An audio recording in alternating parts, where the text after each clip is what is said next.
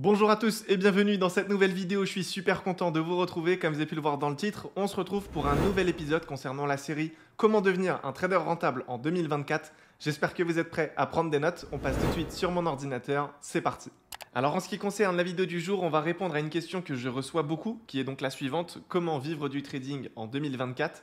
Alors pour structurer ma réponse, j'ai tout simplement décidé de vous partager un processus que j'applique moi en 3 étapes. Et c'est un processus pour le coup qui fonctionne très bien. Mais faites attention car il faut bien respecter ces 3 étapes donc, du processus afin d'être rentable sur les marchés et espérer en vivre. Car si vous n'êtes pas rentable en trading, il est impossible d'en vivre, qu'on soit bien d'accord.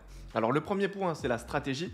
Vous devez vraiment avoir une stratégie qui est bien établie, qui a été, on va dire, backtestée sur plusieurs années afin de pouvoir vous projeter correctement. Ensuite, il faudra un plan dans le but ici de bien sûr limiter vos actions sur les marchés pour ne pas tomber dans l'overtrading, ne pas prendre des risques démesurés, etc., etc.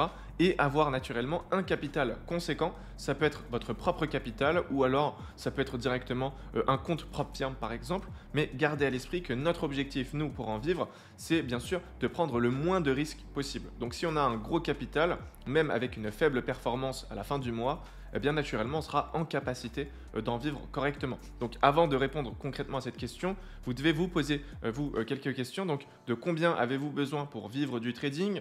Quelles sont les performances liées à votre stratégie?